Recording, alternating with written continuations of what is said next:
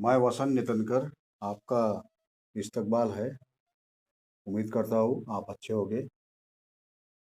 दोस्तों, मेरे पास एक लैपटॉप आया है एचपी का, जिसका मॉडल नंबर है 8470P। आज हम इसका स्कीमेटिक के जरिए वोल्टेज सेक्शन देखेंगे कि ये वोल्टेज सेक्शन कैसे काम करता है। तो हम स्कीमेटिक के जरिए इसका अध्ययन करेंगे और आइए देखते हैं हम इसका स्कीमेटिक डायग्राम। ठीक है। तो दोस्तों, ये मैंने मेरा लैपटॉप ऑन पहले से ही करके रखा है और ये है मेरा, देखिए, ये डीसी जैक है जिसका नंबर है JACK6000। ठीक है। मैं आपको क्लियर दिखाने की कोशिश कर रहा हूँ।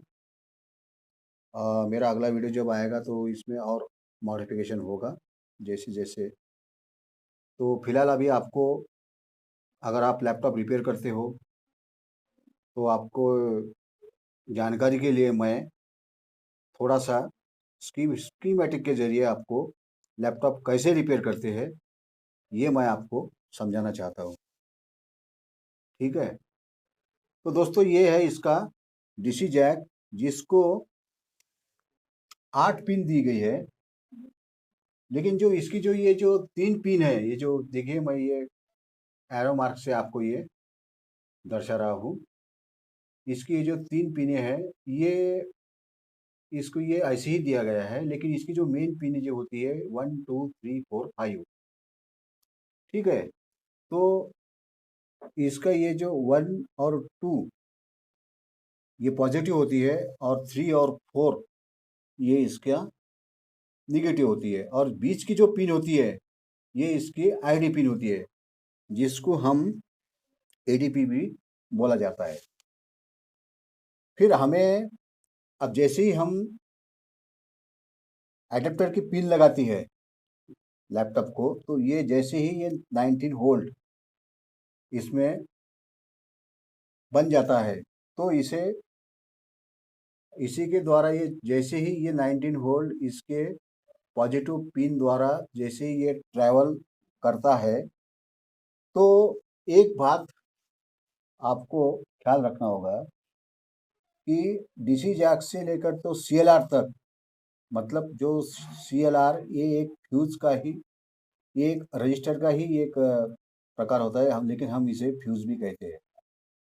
ये इसका मेन फ्यूज होता है कि जिसके जरिए आगे वोल्टेज 90 वोल्ट आगे वो डिवाइड करता है। जैसे कि आगे वीआरएम सेक्शन होता है, रैम सेक्शन होता है, स्टेप डाउन सेक्शन होता है, जो भी है। फिलहाल हमें उससे कोई वो आगे की स्टडी हुई है, फिलहाल हम वोल्टेज सेक्शन ही देखते हैं।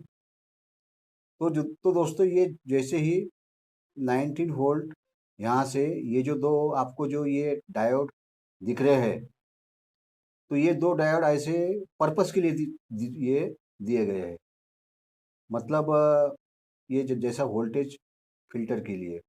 फिर इसके बाद 19 वोल्ट ट्रैवल करते करते ये दो कैपेसिटर दिए गए हैं। लेकिन जैसे ही आप वोल्टेज सेक्शन जब आप चेक करोगे, तो ये भी आपको, इसकी भी चेकिंग करना आपको एसेंशियल है, क्योंकि हो सकता है कि इसमें 19 वोल्ट ब्रेक हो जाए। फिर धीरे धीरे हम जैसे ही हम आगे निकलते हैं, तो आगे इसके एक कॉइल दी गई है जिसका नंबर है L6015। इस कॉइल के जरिए ये 19 वोल्ट आगे जाकर ये इसको एक पीवी एडेप्टर, एक ऐसा एक नाम दिया गया है। ये एक स्कीमेटिक के जरिए है। फिर इसका आगे हम जैसे ही चलते हैं, तो इसके आगे आगे निकलते निकलते ये 19 वोल्ट एक हमारे मॉसफेट पे आता है। ठीक है। ये वोल्टेज सेक्शन में मैंने आपको एक एक बात बताना चाहूँगा। जैसे ही हम डीसी जैक के जरिए CLR तक हम जैसे ही हम चेक करते हैं तो उसके बीच में दो मॉस्फेट आते हैं, एक मेन मॉस्फेट और एक सपोर्टिंग मॉस्फेट होता है। तो इसका जो 19 वोल्ट जैसे ही फर्स्ट मॉस्फेट पे आता है तो ये इसके सोर्स के जरिए ये इसके अंदर जो डायोड होता है, तो ये डायोड का जो ये रिवर्स पे लगा होता है, जो कैथोड इसके ऊपरी साइड में होता है, और यहाँ आके ये वोल्टेज ब्रेक हो जाता है। लेकिन ब्रेक क्यों हो जाता है?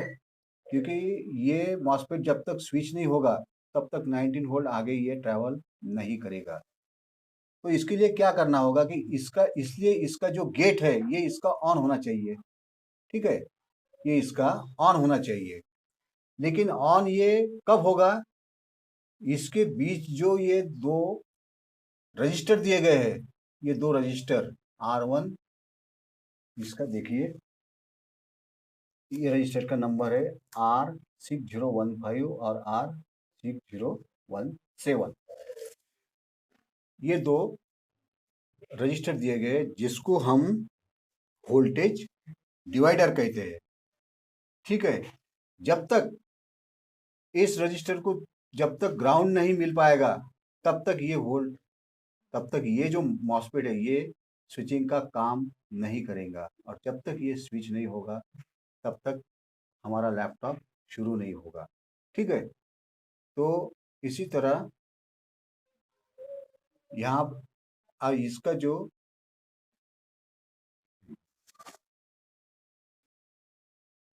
तो दोस्तों ये हमारा ये पी चैनल मॉस्फेट है जो जिसे लो वोल्टेज की ज़रूरत होती है। लेकिन दोस्तों इसे स्विच होने के लिए इस मॉस्फेट का जो गेट है, तो ये गेट ऑन होना ज़रूरी है। और ये गेट ऑन कब होगा कि ये जो वोल्टेज डिवाइडर के दो रजिस्टर है, इसे जब तक ग्राउंड नहीं मिलेगा तब तक ये मॉस्फेट स्विच नहीं होगा, ठीक है। तो इसे स्विच होने के लिए इसे ग्राउंड की ज़रूरत है, और इसे ग्राउंड मिलने के लिए इसके नीचे जो एक मॉस्फेट दिया गया है जो 3 टर्मिनल का है, जिसका सोर्स ग्राउंड है, और इसका नंबर है Q6009। जब तक ये मॉस्फेट जो है ये ऑन नहीं होगा, मतलब जब तक इसे वोल्ट नहीं मिलेगा तब तक ये ऑन नहीं होगा, और तब तक ये जो वोल्टेज डिवाइडर के जो दो रजिस्टर है, इसके जरिए जैसा ही ये इसे ग्राउंड मिलता है तो इसके ये फर्स्ट मॉस्फेट का जो गेट है इसके जरिए ये वोल्टेज इसे मिलेगा और ये स्विच हो जाएगा। लेकिन इसके लिए क्या करना होगा? अब इसे 3 वोल्टेज की ज़रूरत है, 3 वोल्ट की ज़रूरत है, ठीक है। अब इसे 3 वोल्ट की ज़रूरत है दोस्तों। ये एन चैनल मॉस्फेट है जिसे हाई वोल्ट की ज़रूरत होती है। अब हाई वोल्ट का मतलब जैसे आ, इसके गेट पर 3 वोल्ट की ज़रूरत होती है। तो ये 3 वोल्ट कहाँ से आता है, ये अब हम आगे देखेंगे। तो दोस्तों ये हमारा ये पी चैनल मॉस्फेट है जो जिसे लो वोल्टेज की ज़रूरत होती है। लेकिन दोस्तों इसे स्विच होने के लिए इस मॉस्फेट का जो गेट है, तो ये गेट ऑन होना ज़रूरी है। और ये गेट ऑन कब होगा कि ये जो वोल्टेज डिवाइडर के दो रजिस्टर है, इसे जब तक ग्राउंड नहीं मिलेगा तब तक ये मॉस्फेट स्विच नहीं होगा, ठीक है। तो इसे स्विच होने के लिए इसे ग्राउंड की ज़रूरत है, और इसके इसका ग्राउंड इसे ग्राउंड मिलने के लिए इसके नीचे जो एक मॉस्फेट दिया गया है जो 3 टर्मिनल का है, जिसका सोर्स ग्राउंड है, और इसका नंबर है Q6009। जब तक ये मॉस्फेट जो है ये ऑन नहीं होगा, मतलब जब तक इसे वोल्ट नहीं मिलेगा तब तक ये ऑन नहीं होगा, और तब तक ये जो वोल्टेज डिवाइडर के जो ये जो दो दो रजिस्टर है, इसके इसके जरिए जैसा ही ये इसे ग्राउंड मिलता है तो ये इसके ये फर्स्ट मॉस्फेट का जो गेट है इसके जरिए ये वोल्टेज इसे मिलेगा और ये स्विच हो जाएगा। लेकिन इसके लिए क्या करना होगा, अब इसे 3 वोल्टेज की ज़रूरत है, 3 वोल्ट की ज़रूरत है, ठीक है। अब इसे 3 वोल्ट की ज़रूरत है दोस्तों, ये एन चैनल मॉस्फेट है जिसे हाई वोल्ट की ज़रूरत होती है। अब हाई वोल्ट का मतलब जैसे अ, इसके गेट पर 3 वोल्ट की ज़रूरत होती है। तो ये 3 वोल्ट कहाँ से आता है, ये अब हम आगे देखेंगे। अभी ये जो एडेप्टर स्क्वायर एनेबल, ये जो एडेप्टर एनेबल स्क्वायर इस पर जो 3 वोल्ट आता है, अब ये कहाँ से आता है ये हम अब आगे देखेंगे, ठीक है। अब यहाँ से हमें हमें इसको सिलेक्ट करना है।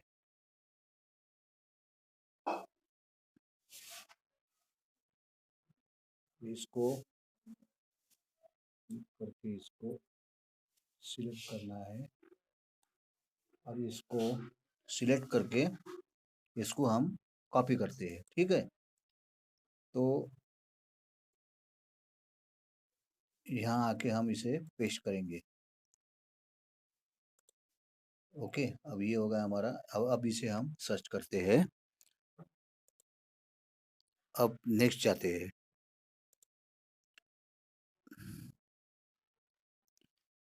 तो अब यहाँ देखेंगे ये आया है, हम अभी आ गए दोस्तों आईओआईसी पर। हमारे लैपटॉप में जो ये आईओआईसी होती है ये 128 पिन की होती है। अभी ये वोल्टेज आईओआईसी से कहाँ से इन हो रहा है, तो उसके लिए थोड़ा जूम भी करना होगा हमें। तो इसके लिए थोड़ा हमें जूम करना होगा। ये देखिए, ये देखिए अभी इसका ये एक अभी इसे जूम में आपको जूम करके बताते हैं। इसका जूम करके थोड़ा, और जूम करने के बाद आपको जो हम सर्च के लिए वो पिन तो रखा था हमने, वो जब वहाँ पे सिलेक्ट हो चुकी है, वो देखिए आपको दिखाई दे रही होगी। ये देखिए वहाँ पे माउस पॉइंटर रखते हैं हम। ये देखिए माउस पॉइंटर रखा है वहाँ पे, वो पिन नंबर 63 63 आयो के पिन नंबर 63 से उस 3 लेग के मॉस्फेट के गेट पर जो 3.3 वोल्ट का हमने आपको बताया था ना, वो आयो से वहाँ पर जा रहा है। जा रहा है। अभी इसको हम बैक करते हैं, ठीक है, ठीक है, ठीक है। ये हमने बैक किया। अभी दोस्तों हम अगर डीप में अगर आपको ज़्यादा बताए तो आपका समय, ताकि हमें आपके समय का भी ख्याल है, तो इसलिए हम आपको आपका समय हमारे लिए बहुत कीमती है। अभी ये जो ये एडाप्टर स्क्वायर इस पे जो वोल्ट आया है, ये आ गया आपका एडीपी का। अब दोस्तों एडीपी इन पे जो वोल्ट आ रहा है, अब ये बता दिया है कि आपको ये आईओआईसी के पिन नंबर 63 से आ रहा है, ठीक है।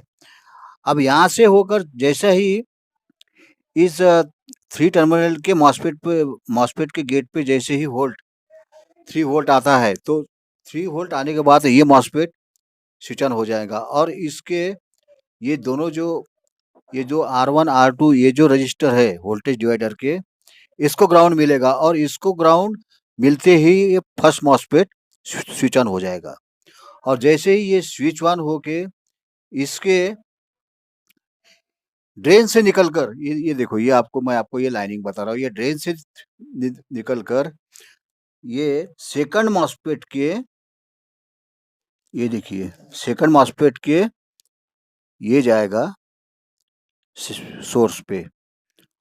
और एक बात आपको बताना अनिवार्य है कि इसको, ये दोस्तों एन चैनल मॉस्फेट है जिसके गेट पर 25 वोल्ट के डिमांड करता है।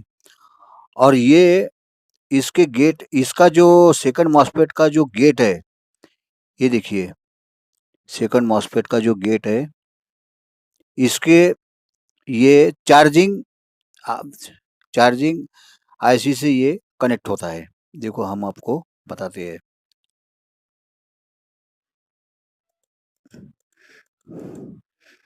ये चार्जिंग आईसी से कनेक्ट होता है। थोड़ा हम इसे ऊपर लेते हैं। ये देखिए ये गेट चार्जिंग आईसी से, और इसके बीच एक 4 किलो का एक रजिस्टर भी होता है जिसे 4K भी कहते हैं। एक 4 किलो का रजिस्टर का हम कहते हैं। और ये देखो ये चार्जिंग आईसी पे कनेक्ट हुआ है। एसी ड्राइव से कनेक्ट ये एसी ड्राइव का एक पॉइंट ये देखो ये एसी ड्राइव लिखा है यहाँ पे, ये कनेक्ट हो रहा है। यहाँ से ही इसके गेट को 25 वोल्ट की डिमांड होती है। वो मिलती है चार्जिंग आईसी, और वो मिलते ही अब आगे देखिए जो दोस्तों, जैसे ही हम थोड़ा इसे ऊपर की तरफ मोड़ते हैं, अब जैसे ही हमें तो सिर्फ वोल्टेज सर्किट की डिमांड कंप्लीट करनी है, जो CLR तक हमें पहुंचना है। और जैसे ही ये और इसी ही और ये आईसी से होकर ये जो आपको ये जो CLR दिख रहा है, ये देखो ये है हमारा CLR। यहाँ पे यहाँ तक आए तक ये 19 वोल्ट कंप्लीट हो जाता है। तो दोस्तों ये है हमारा वोल्टेज सेक्शन, जो मैं आपको स्कीमेटिक के जरिए मैंने आपको बताने की कोशिश की है। अगर आपके सही तरह से अगर समझ में आया हो तो आप मुझे सब्सक्राइबर कीजिए और कमेंट भी कीजिए, और साथ साथ बेल आइकॉन की घंटे भी आप बजाइए। तो दोस्तों अगर आप हमें सब्सक्राइब करते हैं तो थोड़ा हम भी मोटिवेट होते हैं, और आपको हम ज़्यादा से ज़्यादा समझाने की कोशिश करेंगे। और इसके आगे हम इसी वोल्टेज सर्किट का प्रैक्टिकल भी लेंगे, जो आपको अच्छी तरह समझ में आएगा। इसी के साथ दोस्तों इसी के साथ हम आपसे अलविदा लेते हैं। इसी के साथ इसी के साथ हम आपको अलविदा लेते हुए धन्यवाद, नमस्कार।